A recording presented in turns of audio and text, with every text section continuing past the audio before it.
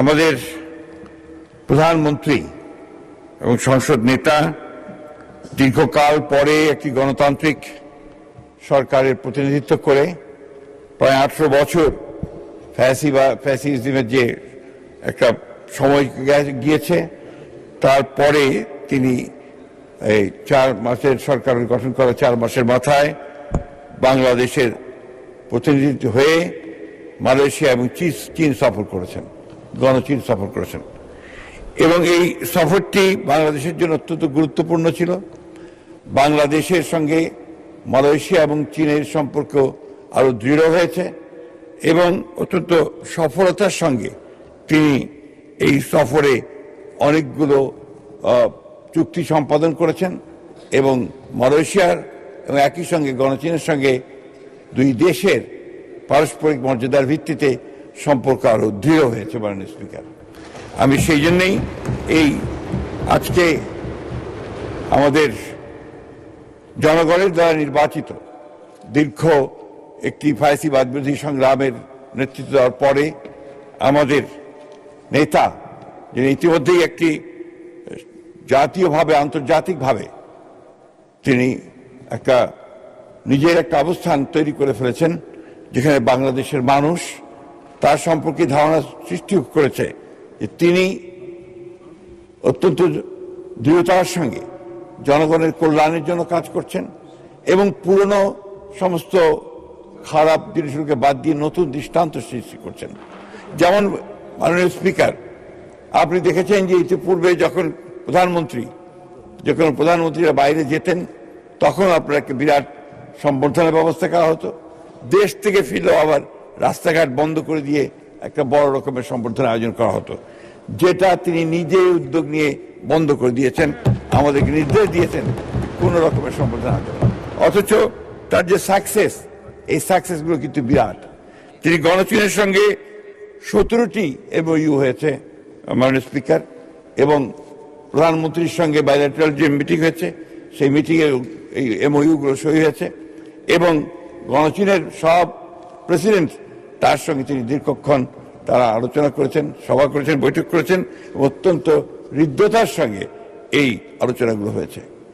বাংলাদেশের সঙ্গে মালয়েশিয়া এবং গণচীনের যে সম্পর্ক, এটা আরো দৃঢ় হয়েছে এবং বাংলাদেশের অর্থনৈতিক উন্নয়নে তারা তাদের ভূমিকা অক্ষুণ্ণ রাখবেন। শুধু নয়, তারা এটাকে আরো বাড়াবেন, সম্প্রসারিত করবেন। আমাদের যে সমস্যাগুলো রয়েছে বিভিন্নভাবে, সেই সব সমস্যাগুলোর সঙ্গে তারা সমস্যার সমাধানের চেষ্টা করবেন। এমনকি রোহিঙ্গা সমস্যার ব্যাপারেও সমাধানের ইঙ্গিত তারা দিয়েছেন এবং সেই ব্যাপারে তারা উদ্যোগ গ্রহণ করবেন বলেও জানিয়েছেন। মাননীয় স্পিকার, আমি সেই জন্য অনুরোধ করছি যে আজকে আমরা আমাদের মাননীয় প্রধানমন্ত্রীর কে ধন্যবাদ জানিয়ে, সংসদ থেকে ধন্যবাদ জানিয়ে এই সংসদ থেকে একটি ধন্যবাদ প্রস্তাব গ্রহণ করা হোক। ধন্যবাদ মাননীয় স্পিকার।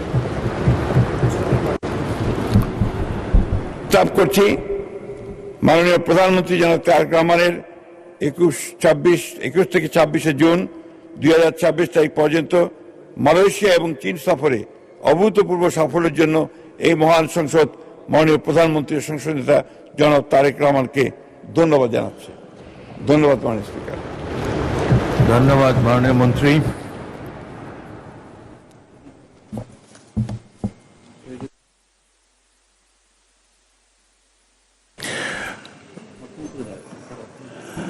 মাননীয় এক সেকেন্ড আমি বলি, মাননীয় প্রধানমন্ত্রীর সাম্প্রতিককালে মালয়েশিয়া এবং চীন সফর সম্পর্কিত যে প্রস্তাবটি স্থানীয় সরকার মন্ত্রী সংসদে উত্থাপন করেছেন, সেটি সংসদে এই ধন্যবাদ প্রস্তাব হিসাবে সংসদে উত্থাপিত হলো।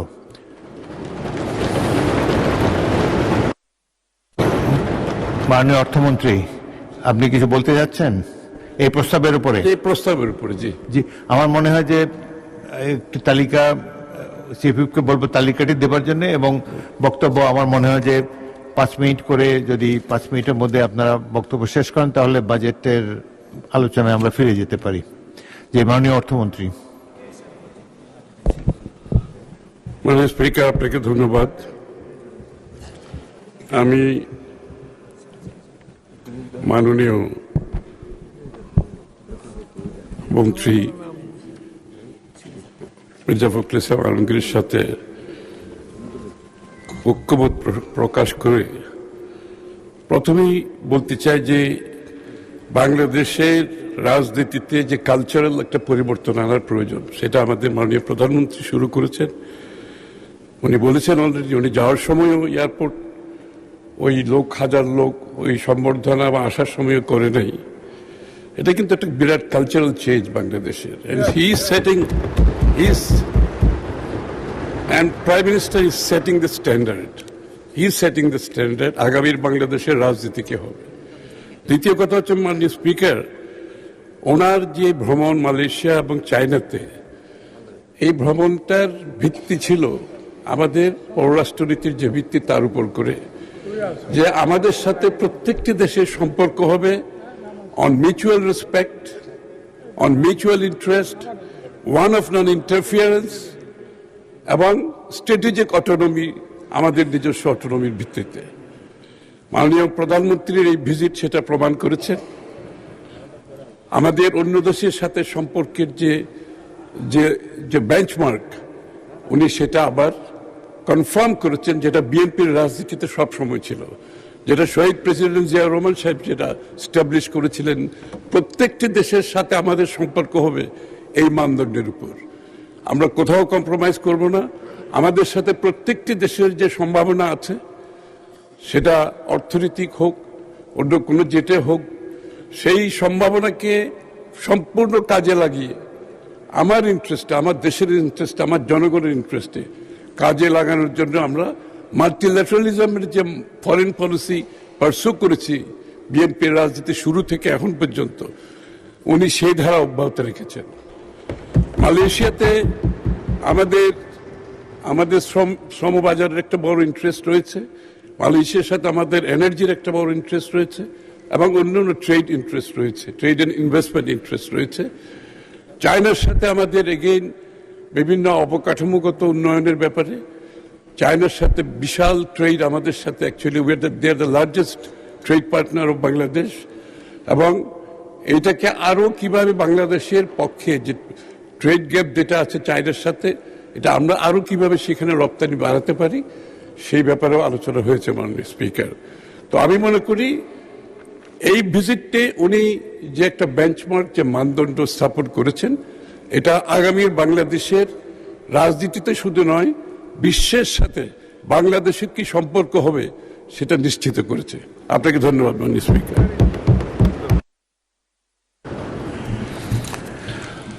পরবর্তী বক্তব্য রাখার জন্য আমি মাননীয় বিরোধী দলের নেতাকে আহ্বান জানাচ্ছি।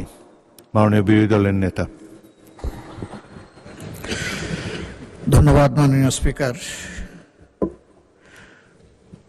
আমি জনাব মির্জা ফখরুল ইসলাম, মাননীয় মন্ত্রী এবং সংসদ সদস্য যে প্রস্তাব উত্থাপন করেছেন, আমি তাকে সমর্থন করছি। এই দেশ আমাদের সবার, আমরা সকলেই স্বাধীন পররাষ্ট্রনীতির কথা বলে থাকি। আমরা সত্যিকার অর্থে একটা স্বাধীন পররাষ্ট্রনীতি দেখতে চাই, বাস্তবায়ন করতে চাই। এই ক্ষেত্রে বিরোধী দল হিসাবে আমাদের যেটুকু করণীয়, আমরা সরকারকে আশ্বস্ত করছি যে আমরা সকল সহযোগিতাই করব। সব কিছুর উপরে আমাদের প্রিয় দেশ, যে দুটি দেশ সফরের মধ্য দিয়ে তার সরকারি সফর শুরু হলো, দুটি দেশই আমাদের দীর্ঘদিনের বন্ধু এবং তারা পরীক্ষিত বন্ধু। তবে এটি ঠিক যে বাংলাদেশ একটা ইম্পোর্ট বেসড কান্ট্রি। আমাদের এক্সপোর্টের চেয়ে ইম্পোর্ট অনেক বেশি, ব্যবধানটা অনেক বড়। আমাদের এক্সপোর্টের মূল দুইটা খাত, একটা হচ্ছে রফতানি, আমরা যেটা আরএমজিতে করে থাকি, আর একটা আমাদের ম্যান পাওয়ার, আমি রপ্তানি বলি না, তাদেরকে আমরা পাঠিয়ে থাকি। এটাকে ডাইভার্সিফাই করার যথেষ্ট সুযোগ আমাদের রয়েছে। তার জন্য দরকার শর্ট, মধ্য এবং দীর্ঘমেয়াদী প্ল্যান। আমি আশা করি যে মাননীয় প্রধানমন্ত্রী তার সফরে এই বিষয়গুলা মাথায় রেখেই তিনি দুইটি দেশের সাথে আলাপ আলোচনা করেছেন। যেহেতু আমরা সংসদীয় গণতন্ত্রের রাজনীতিতে আছি, খুবই ভালো হয় স্বচ্ছতা এবং জবাবদিহিতার স্বার্থে, জনগণের স্বার্থে বিদেশের সাথে যতগুলো মৌলিক চুক্তি সম্পাদিত হবে সেগুলাই সংসদে নিয়ে আসা। এই 350 মানুষই কিন্তু 18 কোটি মানুষ বা 20 কোটি মানুষের প্রতিনিধিত্ব করছেন। তারা যখন জানবেন তখন এর মধ্য দিয়ে সরকার এবং জনগণের সাথে সেতুবন্ধন তৈরি হবে। এটা আমরা সবাই বলি, সবাই চাই যে আমাদের রিলেশন হবে মিউচুয়াল রেসপেক্ট এবং ইকুইটির ভিত্তিতে। আমি আশা করি তিনি সেই সতর্কতা অবলম্বন করেছেন। আমি এও আশা করি যে আমাদের স্বাধীন ফরেন পলিসিতে কেউ হস্তক্ষেপ করুক, এটা আমরা কখনো মেনে নেব না। দেশের স্বার্থ আগে, তারপরে অবভিয়াসলি কারো সাথে আমাদের চুক্তি যাই হোক সেটা হবে মিউচুয়াল ইন্টারেস্টের ভিত্তিতে। আমরা কাউকে ক্ষতিগ্রস্ত করতে চাই না, কিন্তু আমরাও ক্ষতিগ্রস্ত হতে চাই না। এই ভারসাম্যটা রক্ষা করেই আগামীর পলিসি যেন পরিচালিত হয়। আমি মাননীয় প্রধানমন্ত্রীর সুস্বাস্থ্য এবং দীর্ঘায়ু কামনা করছি এবং তার সরকারের সফলতাও কামনা করছি। শুধু এতটুকু যে এই সংসদ যেন সকল কর্মকাণ্ডের মূল কেন্দ্রবিন্দু হয়, সংসদকে বাইপাস করে যেন কিছুই না হয়, সব কিছু হোক সংসদের ভিতরে। এই সংসদ আলো ছড়াক, আগামী দিনে জনগণ, সরকারি দল, বিরোধী দল সকলের কার্যক্রমকে তাদের অ্যাকাউন্টে নিয়ে তারাই তাদের সিদ্ধান্ত নেবে। এখানে সরকারি দল সকল ক্রেডিট নেবে আর বিরোধী দল সব কিছুতে বিরোধিতা করবে। আমরা ব্যক্তিগতভাবে এবং দলগতভাবে আমরা এই কালচার সমর্থন করি না। সরকারি দলকেও বিরোধী দলকে সম্মান করতে হবে, আর বিরোধী দলেরও দায়িত্ব থাকবে দেশ গঠনে তার জায়গা থেকে যথাযথ ভূমিকা রাখা। সবাইকে ধন্যবাদ। আমি এই প্রস্তাবকে আবারও সমর্থন দিয়ে আপাতত কথা শেষ করলাম। আল্লাহ হাফিজ। আসসালামু আলাইকুম রহমতুল্লাহ।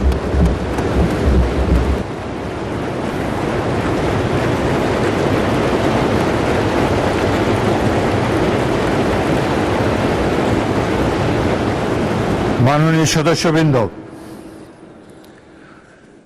প্রস্তাবটির উপরে ট্রেজারি বেঞ্চ এবং বিরোধী দল থেকে সুচিন্তিত মূল্যবান মতামত আমরা শুনতে পেয়েছি।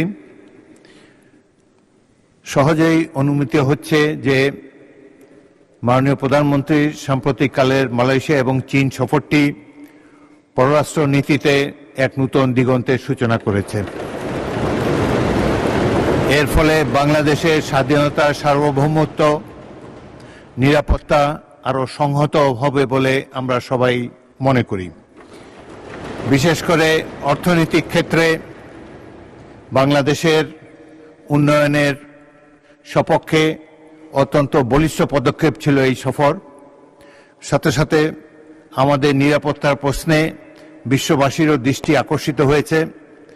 অনেক ত্যাগ তিতিক্ষার বিনিময়ে 1971 সালে জাতি যুদ্ধ করে দেশটিকে স্বাধীন করেছে।